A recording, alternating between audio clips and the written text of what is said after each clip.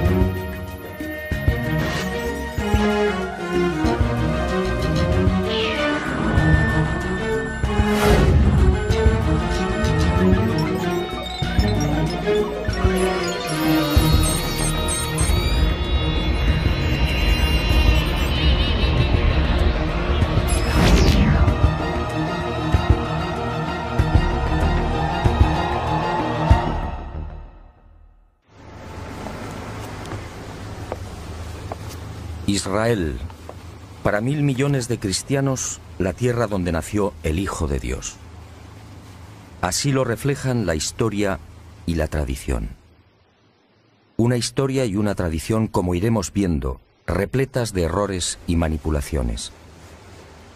Este sencillamente es mi objetivo: mostrarle cómo los hombres, voluntaria o involuntariamente, han llegado a tergiversar las palabras del Maestro y muchos de los sucesos que los rodearon. Y he dicho bien, tergiversar. Es decir, interpretar erróneamente. Todo un cúmulo de tergiversaciones que ha maquillado y deformado su mensaje, su figura e incluso a cuantos lo acompañaron. Pero empecemos por el principio. María y José, padres terrenales de Jesús, viajan desde Nazaret a Belén obedeciendo la orden de Augusto, el emperador romano. Todos los súbditos deben empadronarse. Corría el año -7 de nuestra era. Y al llegar a la aldea de Belén, María dio a luz a su primogénito. Con este feliz acontecimiento nacería también el primer gran error de esta historia. Un error que todavía arrastramos y que prácticamente no tiene solución. Durante siglos la cristiandad consideró y todavía considera que aquel nacimiento tuvo lugar en el año 0. Grave error. Todo se debió a un lapsus cometido por un monje del siglo VI, Dionisio el Exiguo. En 1582, cuando el Papa Gregorio XIII emprendió la necesaria reforma del calendario de Julio César, se fió de los cálculos de este buen monje, estableciendo el nacimiento de Jesús en el referido año 0. En el siglo XX, historiadores, exégetas y astrónomos descubrirían que Jesús nació mucho antes. La clave se llamó Herodes el Grande, el rey que gobernó Palestina hasta el año -4 de nuestra era. Al fijar la fecha de la muerte de Herodes el 13 de marzo de dicho año -4, los especialistas comprobaron con espanto cómo el calendario actualmente en vigor se hallaba total y lamentablemente equivocado. Amén de que el año 0 como tal no existe, es perfectamente sabido que Jesús nació bajo el reinado del sanguinario Herodes. Y es igualmente conocido que dicho rey ordenó la matanza de los niños varones menores de 2 años de edad de Belén y su comarca. Esta trágica circunstancia sitúa el nacimiento del Maestro en los años -6 o -7. En otras palabras, si los cálculos de Dionisio el Exiguo hubieran sido rigurosos, hoy estaríamos en el 2008 o en el 2009.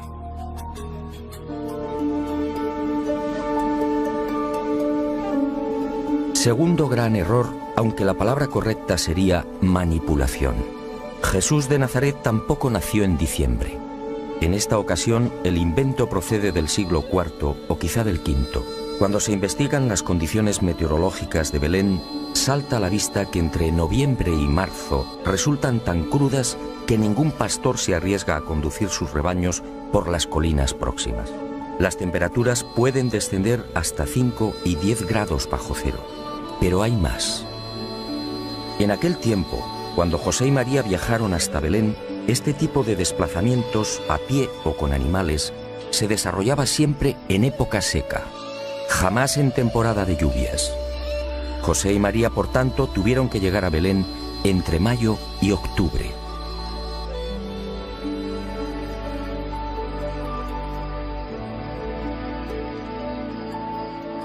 ¿Qué fue entonces lo que sucedió? ¿Por qué la cristiandad celebra la Navidad el 25 de diciembre? Muchos siglos antes del nacimiento del Hijo del Hombre, los pueblos mesopotámicos, egipcio y finalmente el Imperio Romano tenían la costumbre de celebrar una fiesta llamada Diualia. Arrancaba el 21 de diciembre, conmemorando el alargamiento de los días o la victoria del sol. A partir de esa fecha, en efecto, el sol vence y las jornadas diurnas se alargan progresivamente. Y aunque no existen datos concretos al respecto, los historiadores apuntan a Constantino como el emperador que admitió el cambio, sustituyendo la fiesta pagana del sol invicto por la del nacimiento de Jesús, el verdadero vencedor de las tinieblas. Y a pesar de la dura oposición de la Iglesia Oriental, que se negó a admitir la fecha, la manipulación fue aceptada. Hoy muy pocos saben que este cambio obedeció a una maniobra política destinada a eclipsar una celebración pagana.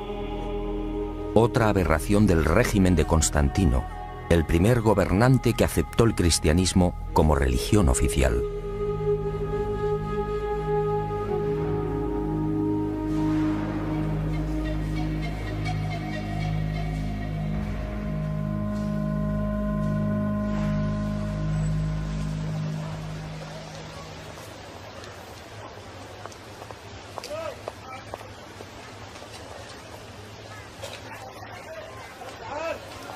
Y usted se preguntará, ¿cuándo deberíamos celebrar la Navidad?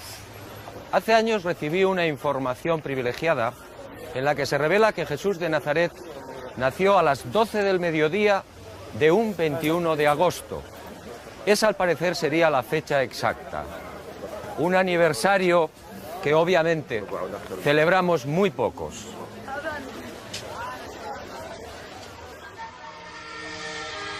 Tampoco la célebre estrella de Belén se ha visto libre de errores y tergiversaciones. Primero fueron los teólogos. Para estos, el relato evangélico de Mateo debe ser tomado como un género midrásico o una construcción agádica, es decir, como una bella leyenda oriental, con detalles pintorescos que viene a reforzar la enseñanza teológica. Y me pregunto, si un fenómeno choca con la razón, ¿significa que ha sido inventado? Por la misma regla de 3, los teólogos deberían rechazar la multiplicación de los panes y los peces o la resurrección del Maestro.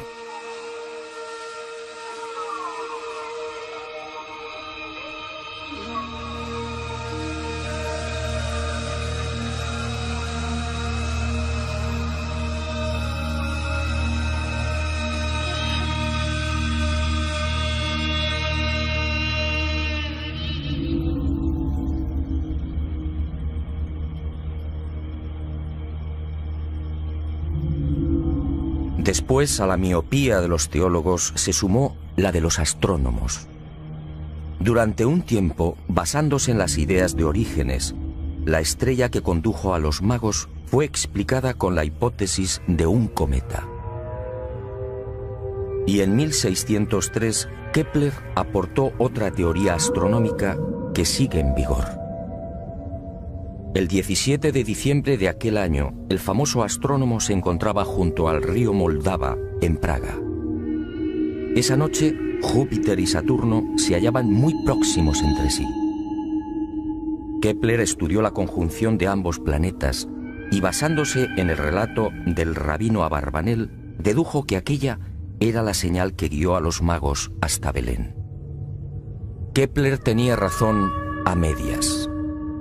Los actuales cálculos astronómicos han demostrado que en el año -7, en efecto, se registró una triple conjunción o aproximación de Júpiter y Saturno. La primera el 29 de mayo, y fue visible durante 2 horas. La segunda el 3 de octubre y también en la constelación de los Peces. La última el 4 de diciembre. Pero Kepler, como digo, acertó a medias. Jesús efectivamente nació en el año -7 de nuestra era, pero en época seca, es decir, en verano.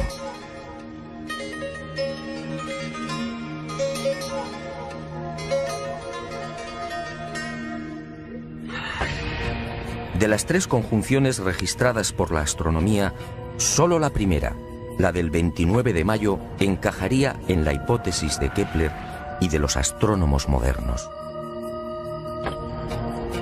Pero esa intensa aproximación de Júpiter y Saturno solo duró 2 horas.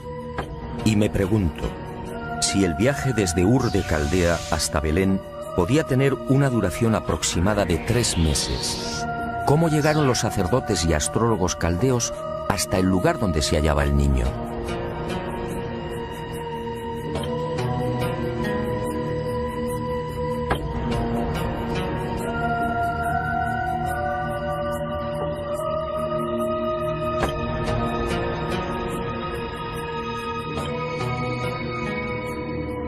Las explicaciones que defienden los astrónomos, meteorito, cometa o conjunción planetaria, no resisten un análisis científico. En los 2 primeros supuestos, al ingresar en la atmósfera, cometa o meteorito se habrían desintegrado.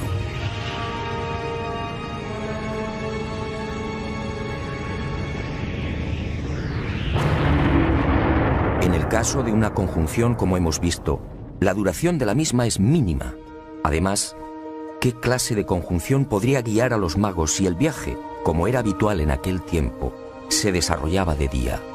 Por simple eliminación, si la estrella de Belén existió realmente, y estoy convencido de ello, solo pudo tratarse de un objeto brillante, capaz de guiar a una caravana a lo largo de 1300 kilómetros y, en consecuencia, tripulado inteligentemente. Como decía el maestro, quien tenga oídos, que oiga.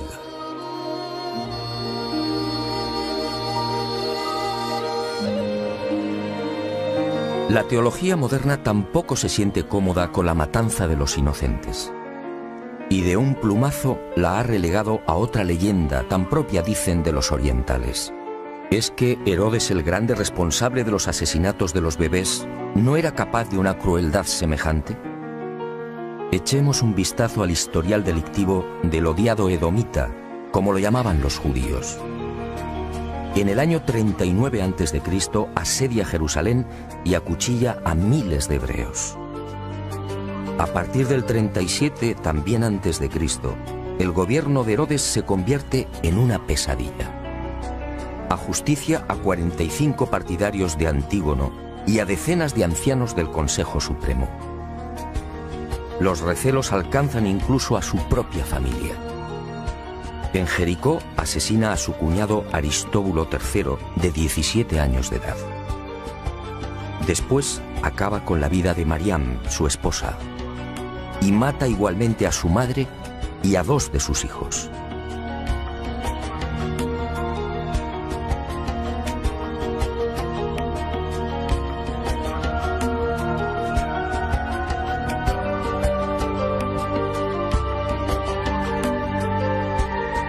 Herodes, por supuesto, era capaz de un infanticidio y de mucho más.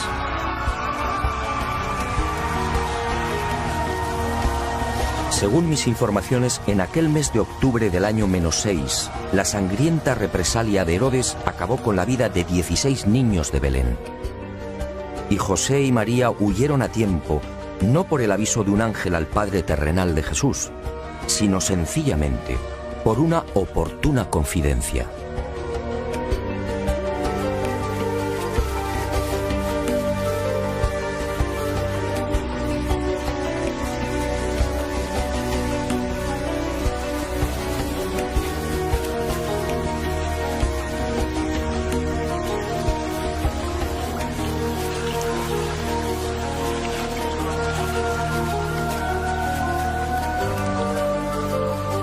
los escritores sagrados apenas hacen mención de la estancia de José y María en la ciudad egipcia de Alejandría. Aquí vivieron durante 2 años.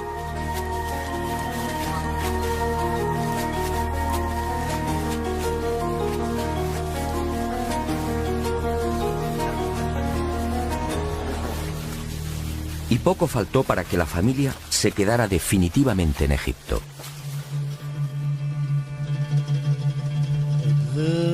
Pero en el año -4 deciden regresar a Belén. Y surge un nuevo conflicto ignorado por los evangelistas. ¿O fue ocultado deliberadamente? A lo largo de toda su vida, María equivocó la misión de su hijo. Para aquella mujer, Jesús no era otra cosa que el Mesías libertador. Un líder político que debería liberar a su pueblo de la opresión romana. Y fuertemente influenciada por esta creencia, la madre del Galileo trató de fijar su residencia en Belén. De esta forma, al hallarse tan cerca de Jerusalén, las posibilidades del hijo en esa supuesta carrera política serían más sólidas y prometedoras que en la oscura y perdida aldea de Nazaret. José se opone y finalmente triunfa el sentido común. El sucesor de Herodes el Grande, el no menos sanguinario Arquelao, no inspira confianza a José y ese mismo año -4 se instala definitivamente en Nazaret. Jesús contaba 3 años de edad.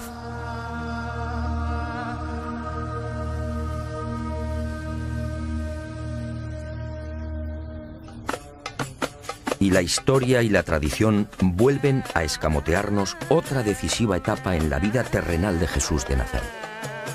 La Iglesia define ese periodo como los años ocultos.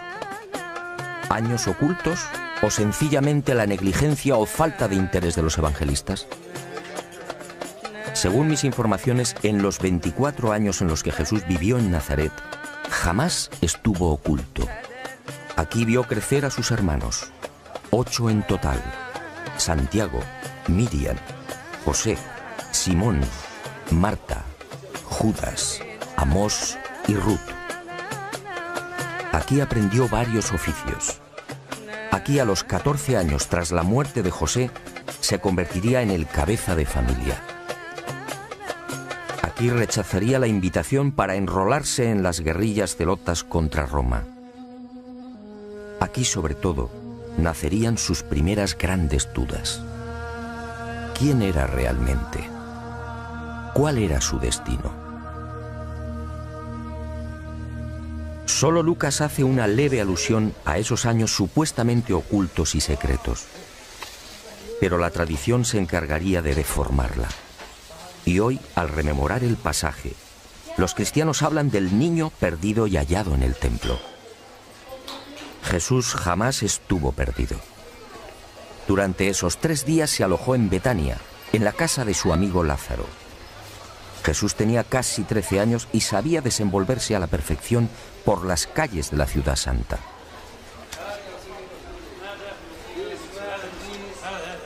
Y en este cúmulo de errores y despropósitos, algunos exégetas y teólogos van más allá.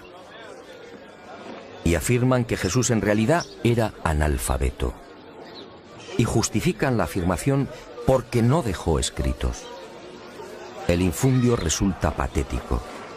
Está claro que Jesús sabía arameo galalaico, su lengua natal, y también hebreo bíblico. De lo contrario, no hubiera podido leer en las sinagogas. En aquel tiempo, además, la enseñanza era obligatoria para los varones a partir de los 5 años. Y se aprendía a leer justamente con las Sagradas Escrituras. Pero el maestro dominaba igualmente la koiné, el griego internacional utilizado por viajeros y comerciantes. Esa probablemente fue la lengua en la que conversó con Poncio Pilato. El que no dejara escritos de su puño y letra, al igual que tampoco dejó descendencia ni resto alguno de su cadáver, obedece a otra singular circunstancia. Una opción personal de Jesús que nos llevaría muy lejos y que quizá algún día me decida a contar.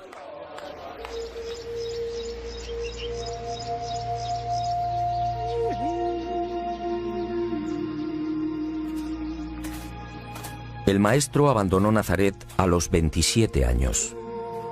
Corría el año 21 de nuestra era. A partir de ese momento, Jesús de Nazaret emprende una fascinante aventura. El sueño de su vida: viajar. Según mis noticias, durante un primer año, el maestro, siempre de incógnito, se embarca en una apasionante gira por el Mediterráneo y parte de Oriente. Tras visitar Jope y Cesarea, se dirige por mar hacia la ciudad egipcia de Alejandría. Aquí permanece un tiempo. Visita la célebre biblioteca y contempla las pirámides de Giza. He aquí otra imagen desconocida del Hijo del Hombre: Jesús al pie de las imponentes construcciones faraónicas. De Alejandría navega hacia Creta y de allí a Cirene y Cartago.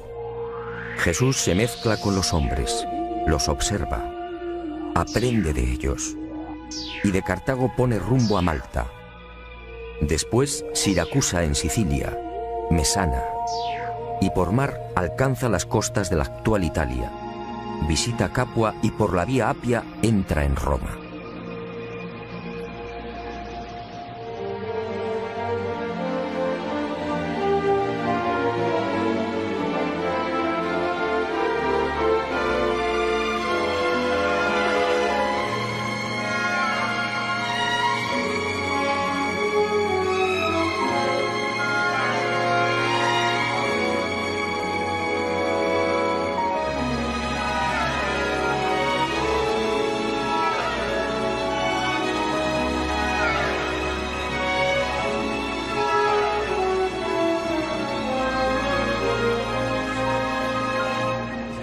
Nadie imagina hoy a Jesús de Nazaret caminando o sentado en las gradas de este formidable Coliseo romano.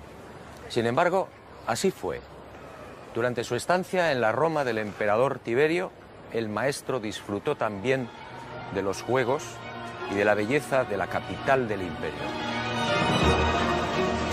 Aquí escuchó a los más insignes filósofos de la época y siempre de incógnito adelantó parte de su mensaje. Un mensaje que causó sensación entre los romanos, pero nadie supo quién era aquel brillante orador. Años más tarde, cuando Pedro y Pablo arribaron a Roma, quedaron sorprendidos. Un nutrido grupo de romanos sabía ya del gran mensaje de igualdad que había predicado el maestro, pero la historia y la tradición jamás lo contaron.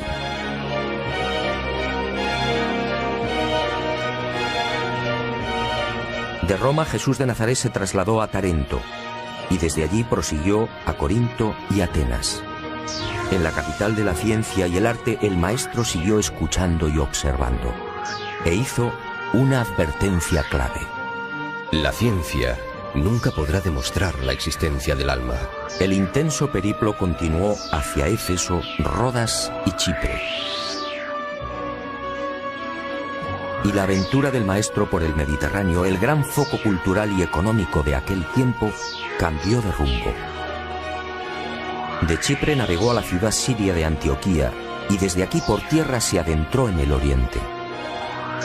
Visitó Sidón, Damasco, Ur de Caldea, Babilonia, Susa y Charax. Finalmente regresaría a Nazaret.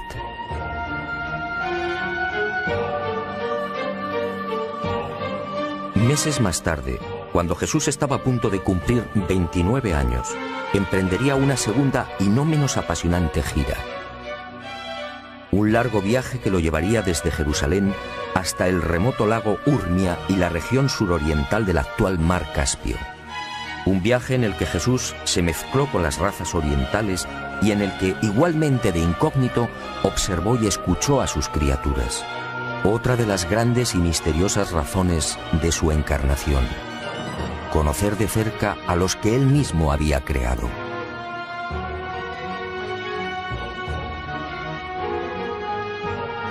Y llegó el momento culminante en la vida terrenal del Hijo del Hombre. Verano del año 25 de nuestra era. Jesús sabe que su hora está próxima y se retira en solitario a la falda del Hermón, la montaña sagrada. Y aquí, en la soledad de los bosques, Jesús de Nazaret recupera algo que era suyo: la divinidad. En un proceso incomprensible para la mente humana, el maestro hace suya la naturaleza divina y a partir de ese instante se transforma en un hombre Dios.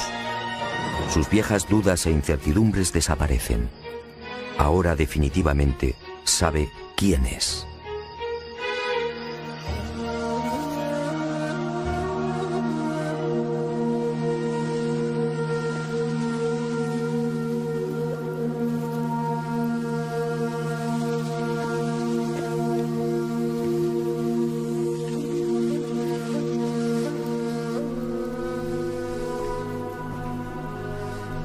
Inexplicablemente, ese histórico momento en el Germón fue silenciado.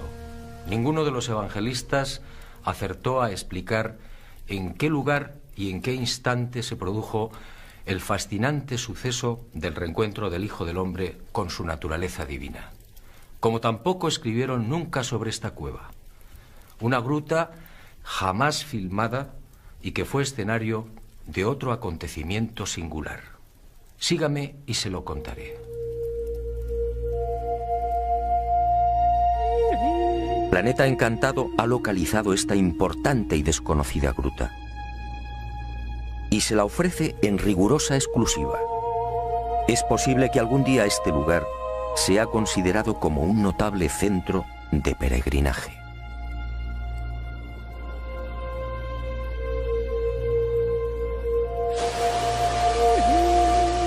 Ocurrió el 14 de enero del año 26.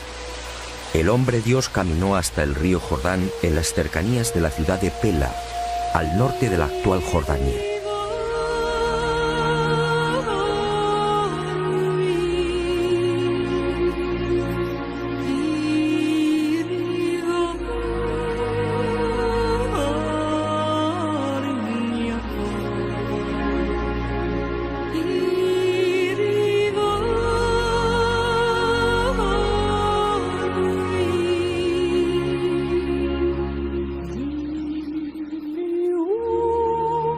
Aquí fue bautizado por Juan y de inmediato se retiró al desierto.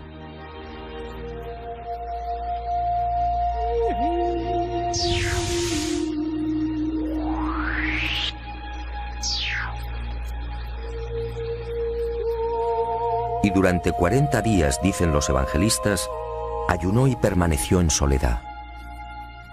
Y cuentan que fue tentado por el diablo. Nuevo error. Mejor dicho, nuevos errores.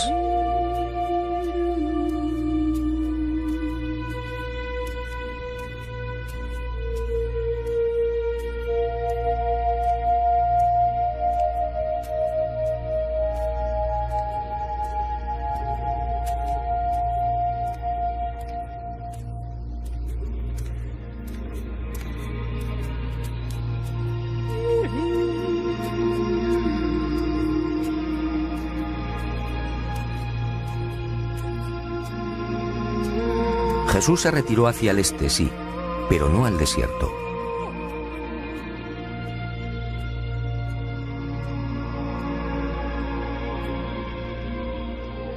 En aquel tiempo el lugar elegido por el maestro era una sucesión de suaves colinas a 4 kilómetros escasos de Pella y repletas de olivos y huertos. Y tampoco ayunó. Esos 40 días transcurrieron en las cercanías de una aldea, Bet-Iz, hoy desaparecida.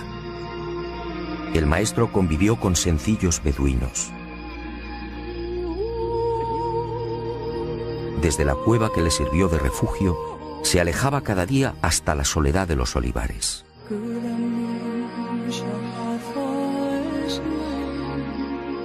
Y fue en estas colinas donde meditó y planificó las líneas maestras de su inminente vida pública. Aquí tomó importantes decisiones sobre lo que debía hacer y lo que debía evitar. También aquí en el Mar Muerto y en sus proximidades sucedió algo que nunca fue contado. Concluido el retiro de los 40 días en la cueva de Pella, Jesús regresó a la Galilea. Y el hombre que lo había bautizado continuó predicando. 5 meses más tarde, el 12 de junio del año 26, Juan el Bautista fue detenido por los soldados de Herodes Antipas y encerrado en las mazmorras de Maqueronte, uno de los palacios de verano del tetrarca. Aquí, en este lugar abrasador y desolado, el Bautista permaneció año y medio. Finalmente, el 10 de enero del año 28, Antipas le corta la cabeza y se la ofrece en una bandeja a Salomé, la hija de Herodías.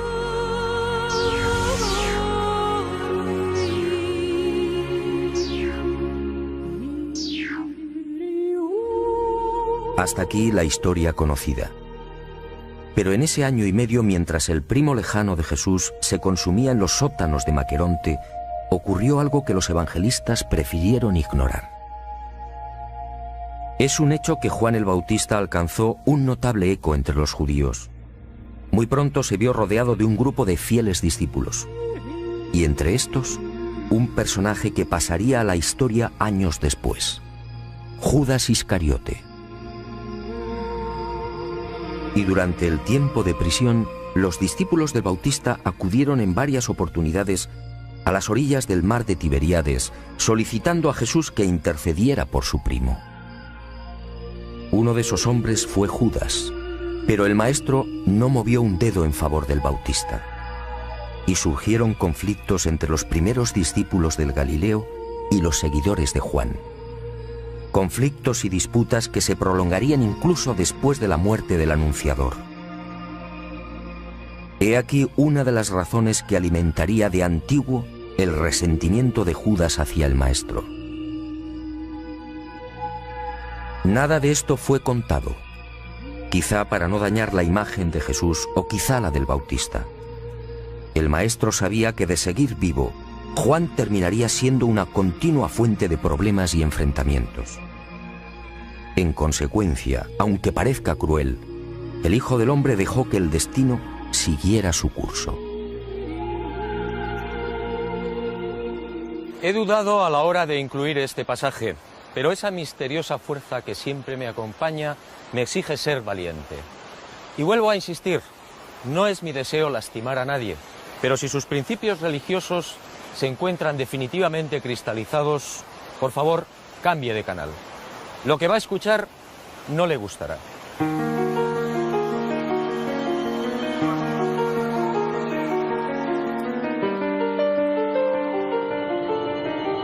Fue aquí, en este hermoso lugar, donde el evangelista sitúa la supuesta fundación de la Iglesia.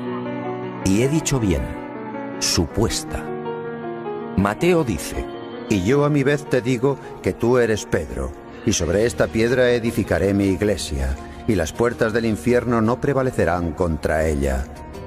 A ti te daré las llaves del reino de los cielos, y lo que ates en la tierra quedará atado en los cielos, y lo que desates en la tierra quedará desatado en los cielos. Extraño, sí. ¿Fundó Jesús una iglesia? De haber sido así, millones de seres humanos habrían quedado al margen de su mensaje y de la esperanza.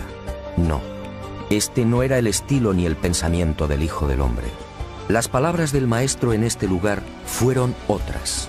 No se dirigió a Pedro, sino a los 12, y dijo: Yo os declaro que sobre vuestros corazones edificaré la hermandad espiritual del reino de los cielos, y sobre esta roca espiritual levantaré el templo de las realidades eternas del reino de mi Padre. Ninguna fuerza prevalecerá contra esta fraternidad espiritual. Después de la resurrección de Jesús de Nazaret, Pedro sería elegido líder indiscutible de la naciente organización. Y alguien, al redactar los evangelios, reafirmó el liderazgo falseando el pensamiento y las palabras del Maestro. Y nació la Iglesia Católica, un invento humano, 1.000 millones de personas engañadas por la historia y la tradición.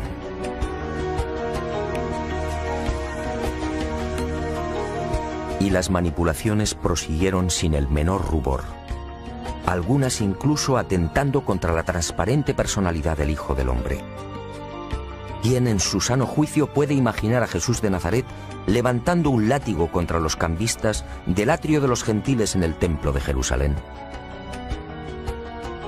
Solo un necio o alguien que no hubiera conocido al Maestro podría dibujar una escena semejante. Aquel lunes 3 de abril del año 30, el Galileo se hallaba en el templo, sí, pero los hechos fueron muy diferentes. Jesús predicaba a la multitud y fue interrumpido en varias oportunidades por las discusiones y peleas entre cambistas y clientes.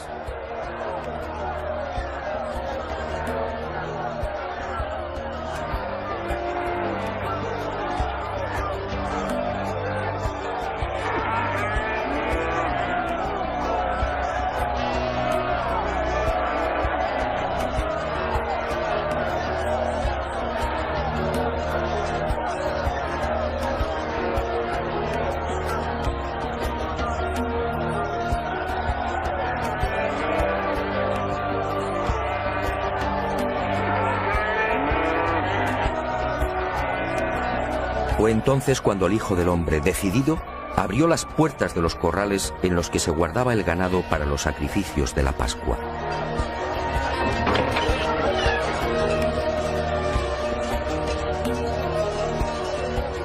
Y fueron bueyes, ovejas y carneros los que, azuzados por Jesús, derribaron las mesas provocando el caos.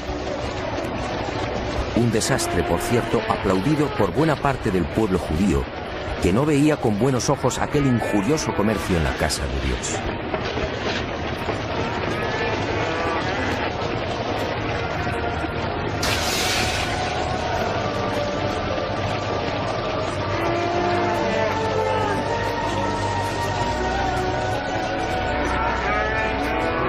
Esta escena, en efecto, nada tiene que ver con la imagen de un Jesús violento, reflejada por los evangelistas. Aquel hombre Dios jamás utilizó la fuerza.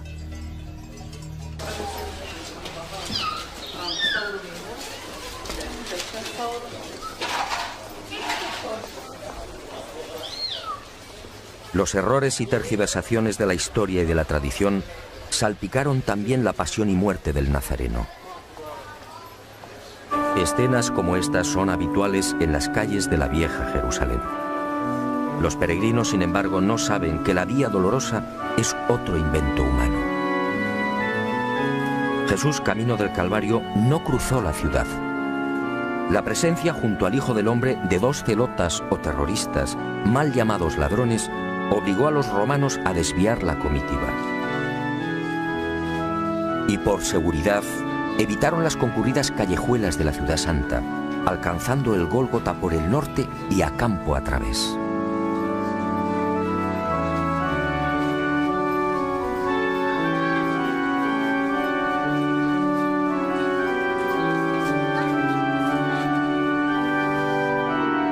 ¿Y qué decir del Gólgota, actualmente venerado en la Basílica del Santo Sepulcro? Cualquier especialista medianamente informado sabe que este lugar no fue el de la crucifixión. La tradición, una vez más, no fue rigurosa. El nuevo invento arranca en el año 328. Santa Elena, madre del emperador Constantino, encuentra 3 cruces en este paraje. Y la mujer deduce que se trata del Calvario. Después, toda una pléyade de sabios y padres de la Iglesia bendice el dudoso hallazgo de Santa Elena.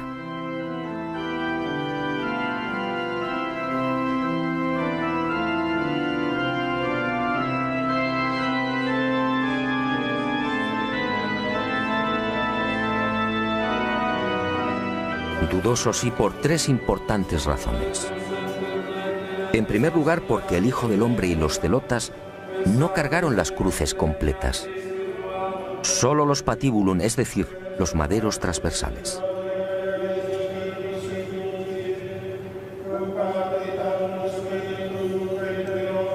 Santa Elena no lo sabía. No podía saberlo porque este detalle fue confirmado por los científicos en el siglo XX. En segundo lugar, porque en aquel año 30, fecha de la muerte del Maestro, el Gólgota se hallaba fuera de las murallas de la Ciudad Santa y al norte. Si observamos un mapa de aquel tiempo, es fácil comprobar que la actual ubicación del Calvario resulta totalmente artificial. De acuerdo a las bien intencionadas pero erróneas directrices de Santa Elena, la basílica que encierra el Gólgota y el Santo Sepulcro fue levantada a casi 1 kilómetro del punto exacto donde fue crucificado el Galileo.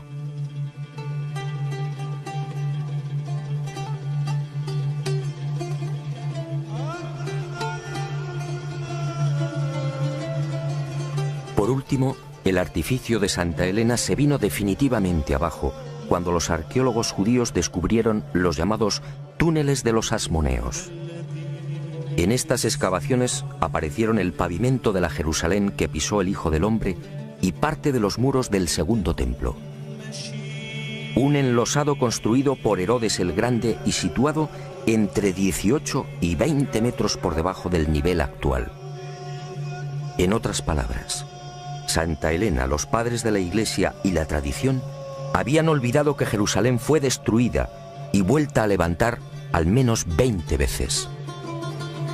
Esta circunstancia sitúa la actual Basílica del Santo Sepulcro a 20 metros de altura sobre lo que fue el suelo original en el año 30.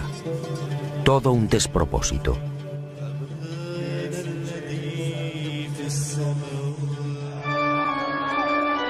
Pero todo esto en realidad poco importa.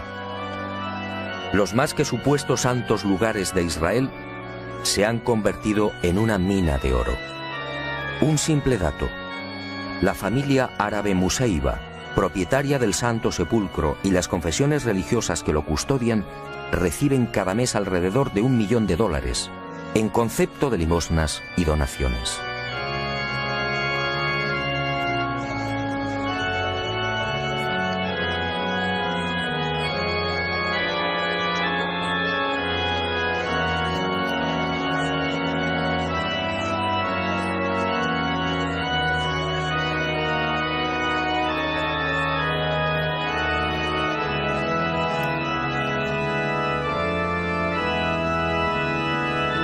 A esta vergonzosa e interminable sucesión de errores y manipulaciones hay que sumar por último los lamentables silencios de los evangelistas respecto al Jesús resucitado. Los creyentes, una vez más, resultarían estafados. Los textos supuestamente sagrados apenas relatan 4 apariciones del Maestro después de su muerte, e ignoran el resto. En total, 19 presencias, ¿a cuál más importante? Y la silencian sencillamente porque las palabras del resucitado no encajaban ni resultaban cómodas en la filosofía y en el rumbo de la primitiva y naciente Iglesia. Veamos 2 ejemplos muy ilustrativos.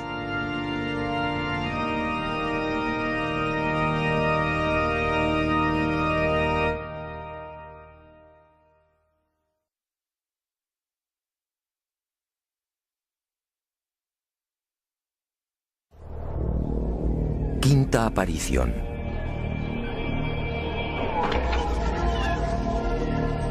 El Maestro se presenta ante María Magdalena y otras 24 mujeres.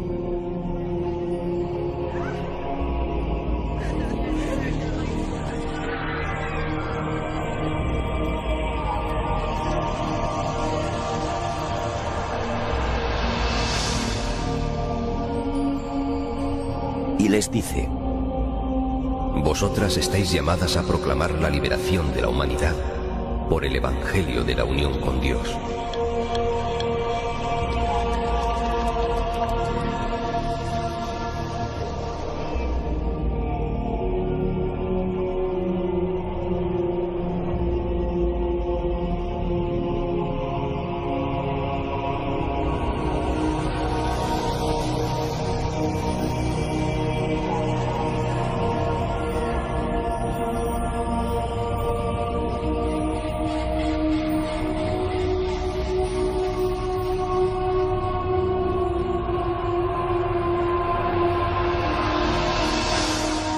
¿Mujeres proclamando la buena nueva? ¿Mujeres al mismo nivel que los hombres? Pedro y el resto, inmersos en una sociedad machista en la que la mujer quedaba relegada a un segundo plano, no podían aceptarlo. Y el suceso fue censurado.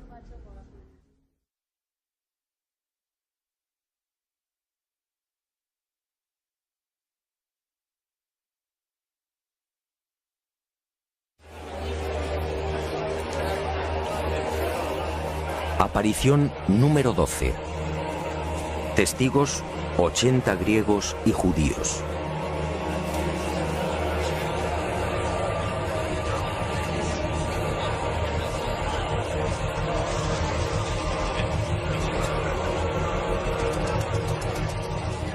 El resucitado se presenta ante ellos y dice: El Padre me ha enviado para establecer algo que no es propiedad de ninguna raza, nación, ni tampoco de ningún grupo especial de educadores o predicadores. El Evangelio del Reino pertenece a judíos y gentiles, a ricos y pobres, a hombres libres y esclavos, a mujeres y varones, e incluso a los niños. Prestad atención, este Evangelio no debe ser confiado exclusivamente a los sacerdotes.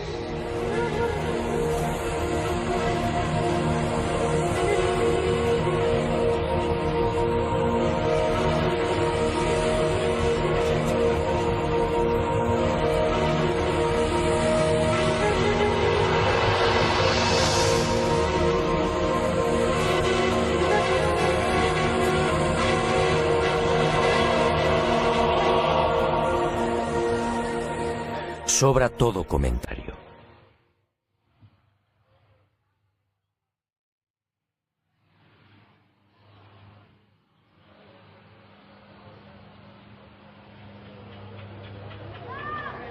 La historia, la tradición y las religiones han sepultado el mensaje original de Jesús de Nazaret. Un mensaje tan sencillo como revolucionario y esperanzador. Un mensaje que dice: todos somos hijos del buen Dios. Un Dios que no castiga, que no lleva las cuentas y que nos ha regalado la inmortalidad. Y el mensaje concluye: hijos del buen Dios y por tanto, físicamente hermanos.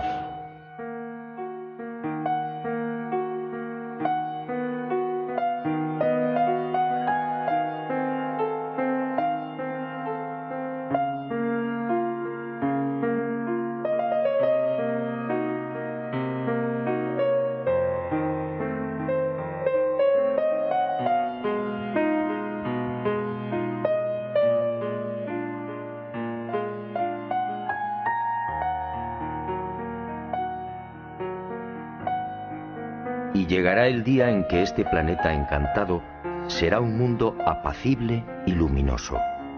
Un mundo sin templos, dogmas ni divisiones. Un mundo con una sola religión, la del espíritu.